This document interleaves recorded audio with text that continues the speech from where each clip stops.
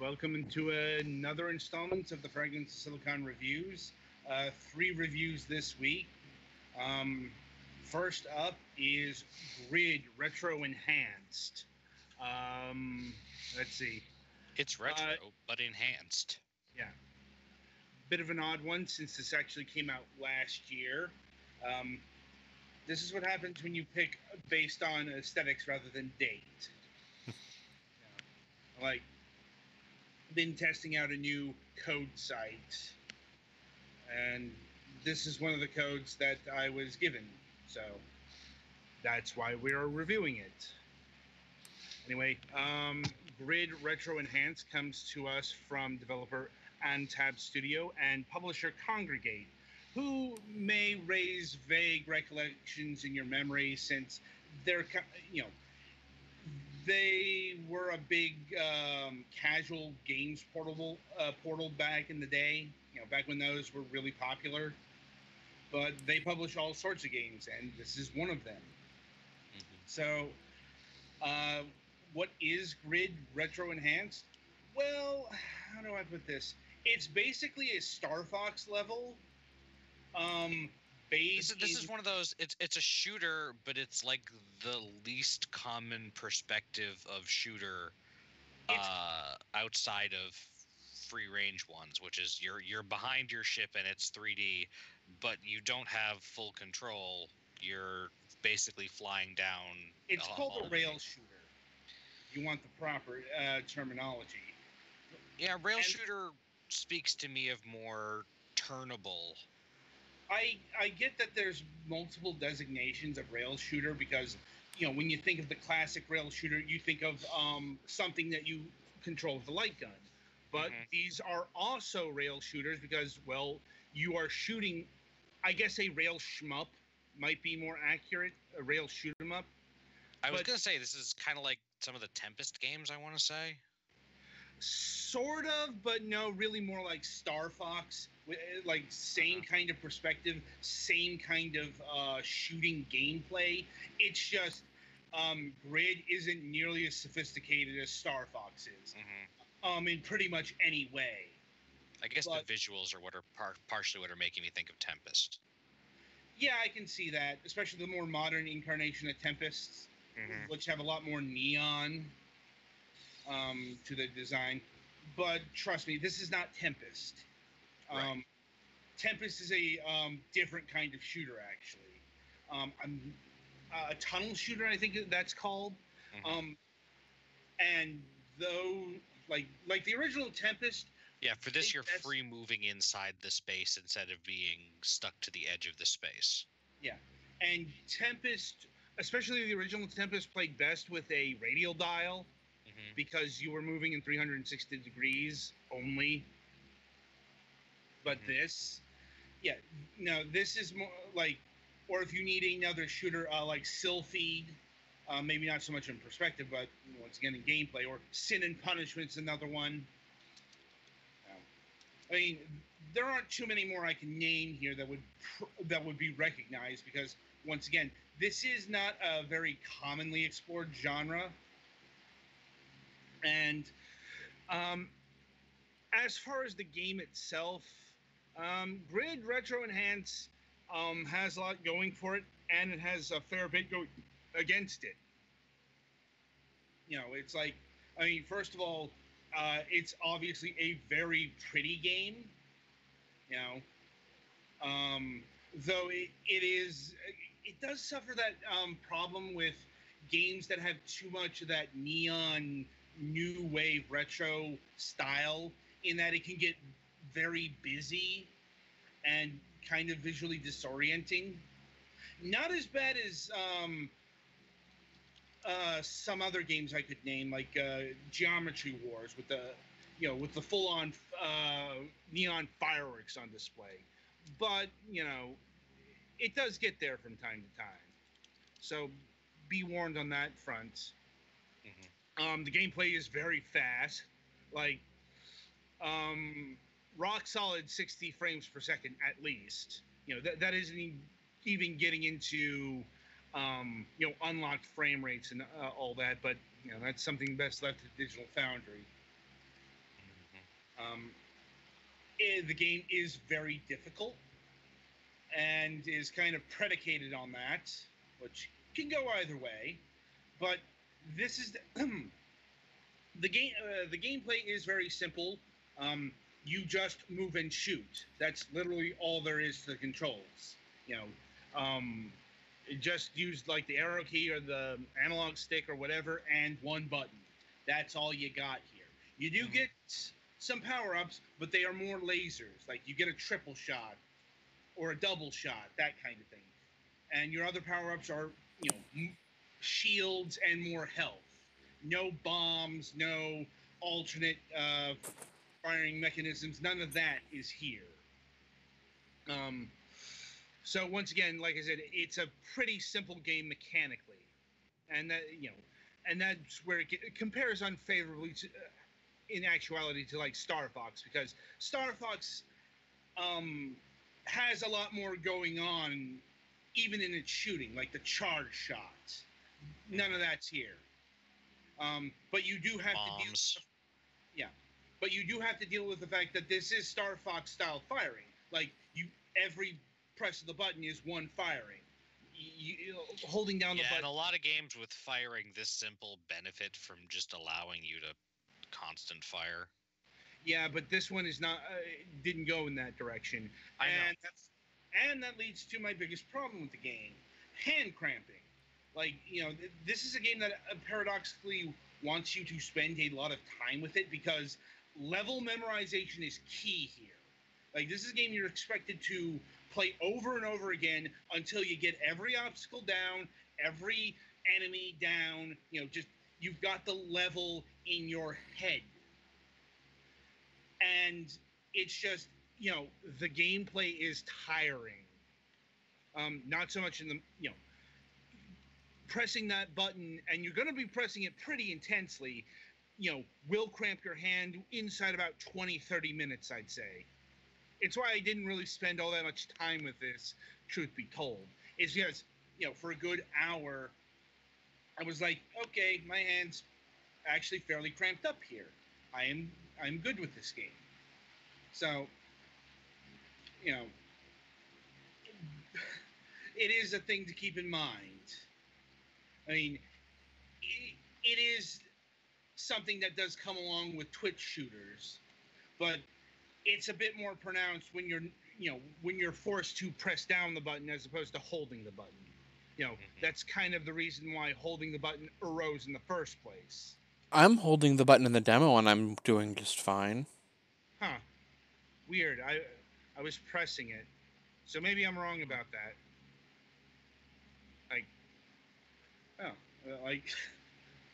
Okay, that might be a case of my Star Fox knowledge getting in the way. Can you tap it to shoot faster? Actually, it shoots slower when you tap it. Huh. Okay. That might be targeting. What's going on there? You do have to. It looks like you have a little bit of aim assist. Yeah. A lot of aim assist. Yes. Okay. Yeah. See, this is also why it's good to have multiple people play the games in case something like that happens. Like, okay, I gotta admit I'm a bit embarrassed by that.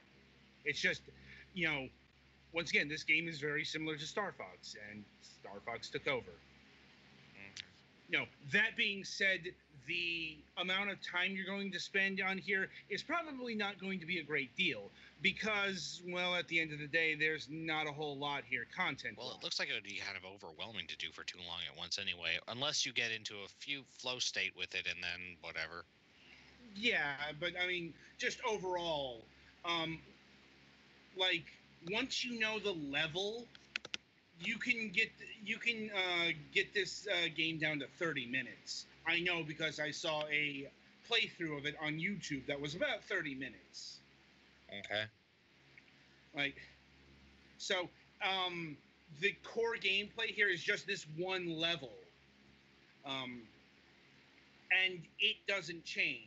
But that doesn't mean, like, if you beat it, you do unlock infinite mode, which is, infinite mode. So there is more here than just the one extended Star Fox level, for lack of better words here. As far as what's actually going on in the game, there is some sort of nominal story. You are some sort of hacker. You're hacking a computer for reasons, and you're dealing with the not Tron MCP.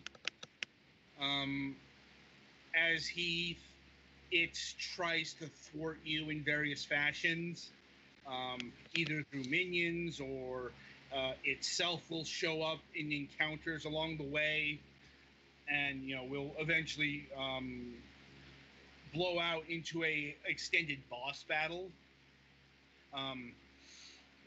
You only have one life at the beginning.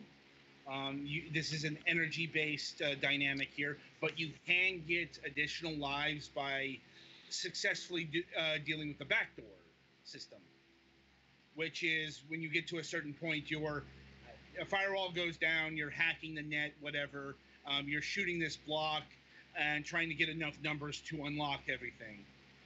Is there a overarching score system here, or? Yes, there is, and that's probably the ultimate point here.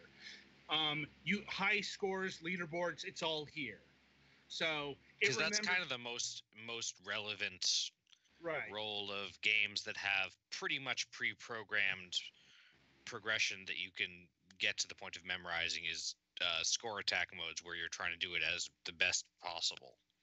Okay, yeah, both modes have leaderboards, infinite and the main mode.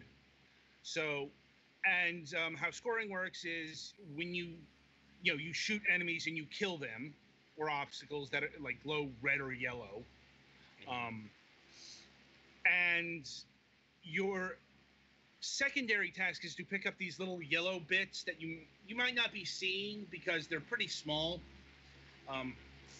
but you're supposed to pick up those, and that'll increase your multiplier. And you collect more of those, and your multiplier increases, and your multiplier will decrease if you take damage. It won't go down to like 0 if you take a hit. It's like, but it will go down like a level if you take enough damage. So it's typical shmup stuff in that regard. The music is perfectly in line with the rest of the aesthetic. A lot of new wave retro techno stuff. It's like when you hear it, you're gonna feel like you're going back to say 1984. A lot of synthesizers and such. Once again, it's perfectly in character with the game. And if you don't like that kind of music, it's like I would just advise not checking in if you don't like the style of this game. The style accounts for a huge portion of the likability of the game. Mm-hmm. Like, if you're not down with the 1980s, everything is, retrofuturism, whatever you want to call this particular aesthetic, then look elsewhere, because that is what this game really is about, in terms of its art. Almost like it says it on the tin. Right. So finally we get to price. This is the other big factor I've had to wrestle with all week, because the game costs $12. On the one hand, you can see where the $12 comes from. This game has, especially for an indie shooter, very high production values. Like, I can see where the money went, so to speak, and why this game would cost $12. On the other hand, it's like its core gameplay, its core content is a little thin. And I guess in that regard, it really is like Star Fox, because, those games always kind of suffered from this dynamic, at least, the rail shootery ones. It's a good game, but is it, that X amount of dollars good? I'm like, and I guess my ultimate answer is, Yes, but only if you're certain you're willing to plunk down and commit to this. Like so you said the basic gameplay is like one stage, but that one stage is like half an hour long if you do it all at once. Yeah. Yeah, like you don't get any other boards.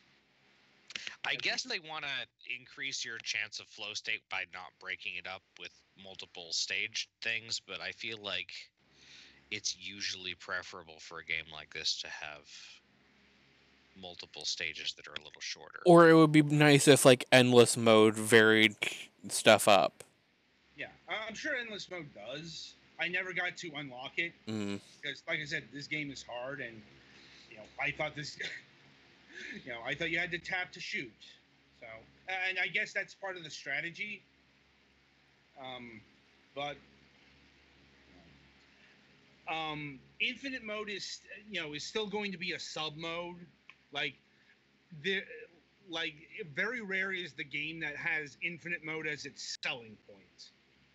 I think I've come across like a gamer that did that, but no, like even in a game like this, and we're still missing kind of other modes like score attack, time attack, one hit mode. There's more that could have been done here in terms of just changing up the core gameplay stylings that other games that we've reviewed recently did. So it's a bit of a conundrum at the end of the day. And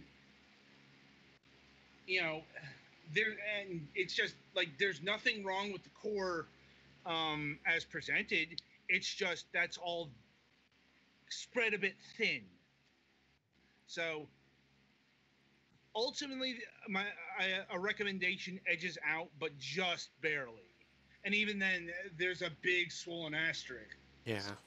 Beside it, this is why review scores are fucking worthless, because a review score can't really contain that kind of nugget of nuance. Like what am it's like, I guess if I had to score it by a number, a 6, but what does that really mean? So anyway, I've laid out my case for recommendation. Petty Fan, any final thoughts since you are at least playing the demo? I kind of like it. I don't know if I could sit there and play the full game because the visuals are a bit much. Yeah. Like I could feel myself getting a little bit of eye strain just in the little bit I've been playing it. So like trying to play it in the length of time it would take to memorize everything to just complete the board would be a bit much for me personally. I suppose that's another thing I should mention. I don't know how epilepsy friendly this game is. They don't make a warning, but if you are really photosensitive, I'd probably say stay away from it. That's about where I am. Like the overlay we have, it should be fine for the footage because we have the static background at least. But yeah, like playing this on full screen, no. If you have anything that is remotely near like epileptic or even a family member who does, just it's not worth it. Like it may not cause something, but it's close enough that it's definitely not worth the risk. Right then. So that'll about do it for GRIDD Retroenhanced.